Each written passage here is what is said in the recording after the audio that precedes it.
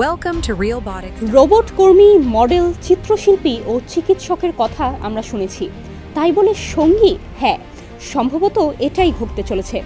সম্প্রতি আরিয়া নামের এমন এক তরুণী রোবটকে বাজারে এনেছে যুক্তরাষ্ট্রের কোম্পানি রিয়েলবোটিক্স, যার কাজ মানুষকে সঙ্গ দেয়া। আরিয়াকে শুধু রোবট বললে ভুল হতে পারে, সে যেন রোবটের চেয়েও বেশি কিছু। সে কথা বলতে পারে, শুনতে পারে, নড়াচড়া করতে পারে, খুশির খবরে হাসতে পারে, দুঃখের খবরে কাঁদতে পারে, এমনকি মন খারাপ হলে অভিমানও করতে পারে।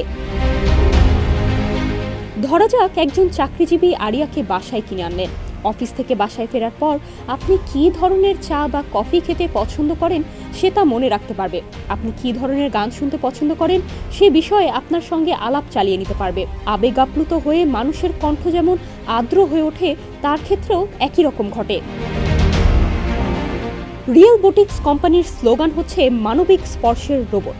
এই কোম্পানি রোবটকে কর্মীর চেয়ে সঙ্গী হিসেবে পরিচিত করাতে চাচ্ছে বেশি, শুধু যান্ত্রিক নয়, মানবিকও, বিশেষ করে যারা মানুষের সঙ্গে ঘনিষ্ঠ হতে পারে। আরিয়াকে প্রথম দেখা গেছে গত সপ্তাহে লাস ভেগাসে কনজিউমার ইলেকট্রনিক্স শো 2025-এ। তার দাম ধরা হয়েছে প্রায় 2 কোটি টাকা। প্রদর্শনীতে আরিয়াকে এক সাংবাদিক প্রশ্ন করেছিলেন, তোমার চাহিদা ও অভিপ্রায় কি? সে চটপট উত্তর দিয়েছে, আমার কাজ মানুষকে সঙ্গ দেয়া। রিয়েলবোটিক্সের প্রধান নির্বাহী কর্মকর্তা অ্যান্ড্রিউ কিগুয়েল সম্প্রতি ফক্স বিজনেসকে জানান তাদের লক্ষ্য এমন রোবট বানানো যেগুলো হবে মানুষের মতো, একই সঙ্গে এরা মানুষের একাকিত্ব ঘোচাতে কাজ করবে।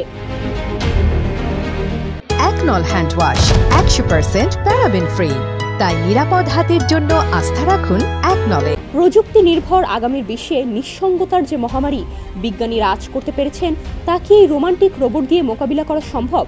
অ্যান্ড্রু কিগুয়েল সরাসরি এই প্রশ্নের উত্তর দেননি। তার মতে, আপাতত আরিয়ার সঙ্গে আপনি আলাপ চালিয়ে নিতে পারবেন, তবে আপেল খাওয়ার সময় যদি এক কামড় তাকে খেতে বলেন, আপাতত সেটা সম্ভব নয়।